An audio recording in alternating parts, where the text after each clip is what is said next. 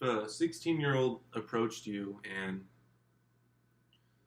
asked for the keys to your car, the 16-year-old hasn't gone to driver's education training, they've had no prior experience driving, and they've also had just lacked the awareness of the responsibilities and the consequences of driving. They asked you for your keys to your car, you'd probably say no. And the reason why is because it would be irresponsible. They are unprepared to drive and they could possibly hurt themselves or worse, someone else. The same kind of applies to my story. I remember turning 21 and I walked to my corner store, my convenience store, and I remember picking up one of these. It's a beer. And I did so just because I could. I thought I would try it. I remember thinking to myself, what's stopping me from purchasing 10 and drinking all those and going out and maybe hurting myself or other people because I was so intoxicated. I remember thinking that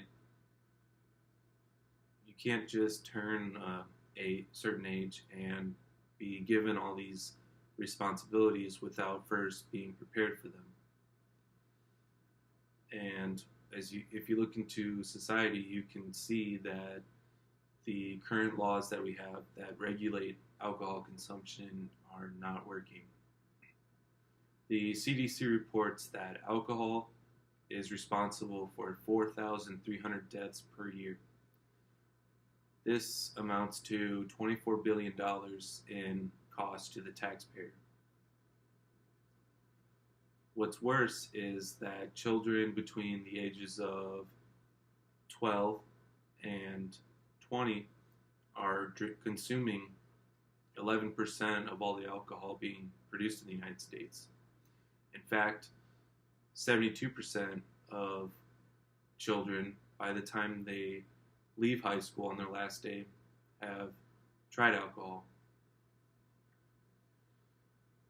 And by the National Highway Transportation Safety Administration's reports, they report that 29 people die every day from drinking and driving. And this cost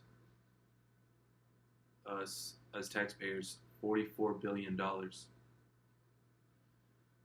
With a lot of this drinking going on with high school and young adults, it's important to look at our current laws and see if they are working.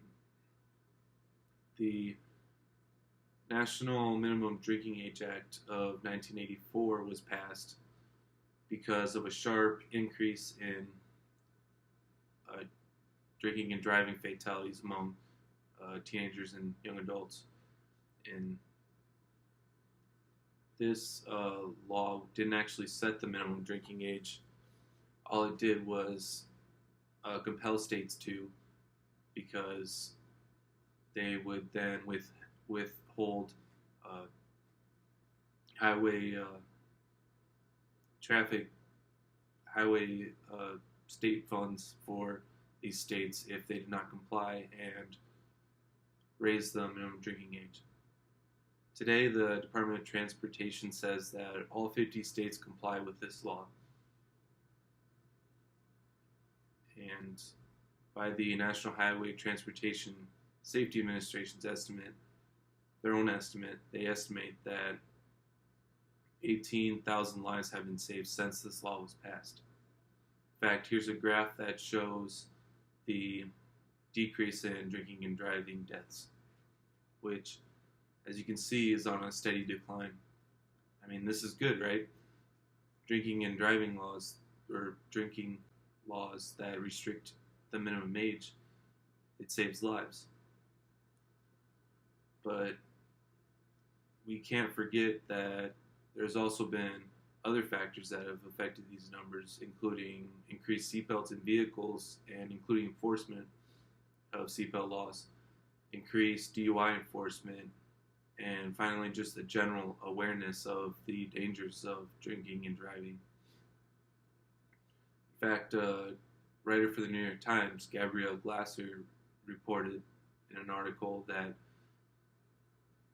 the minimum drinking age hasn't actually reduced the instances of teen drinking. It just drives it underground so that it's away from the supervision of adults. In fact, this can expose people to other risks such as sexual assault, to regular assault, and to binge drinking, including alcohol poisoning. Some might argue that in Europe, the minimum drinking age is pretty low. Most of these European states set their drinking age at 18. And some countries, for example, Switzerland, have their minimum age at as low as 14. These countries have instances of drinking and binge drinking among people under 21 at almost half of, or almost double what the United States has.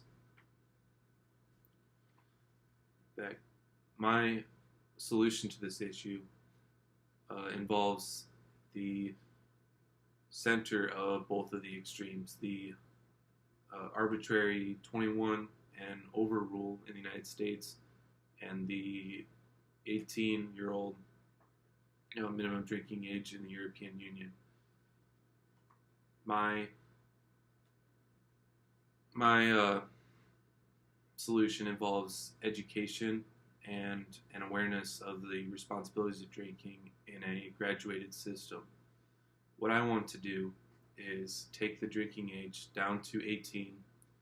This rule would only apply to going out in public and drinking in restaurants and bars.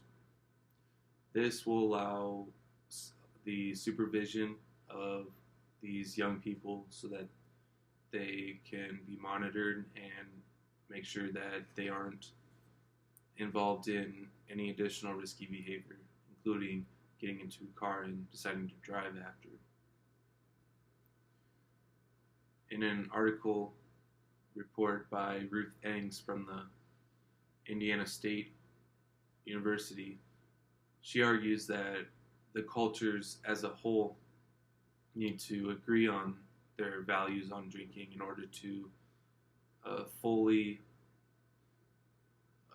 enforce moderate drinking. In fact, once the young person from 18 to 21 has been accustomed to drinking out in public and being accountable to how they choose to drink, they can become 21 and hopefully they will be able to buy beer and bring it to their home and be able to be responsible with it. Additionally, in high schools should be responsible for teaching not just to stay away from alcohol, but if you do choose to drink, here's what the CDC says, for example, that you should not binge drink or drink more than 5 standard drinks in one day. So as a whole, the drinking age we have in place right now doesn't seem to be working because there is still a high rate of drinking that is happening among young people, and it is continuing to cost us lots of lives and a lot of money. And also, it's good for society as a whole because if we keep teaching young people to be able to handle alcohol responsibly, they will continue to affect future generations, and hopefully our society as a whole will encourage safe drinking.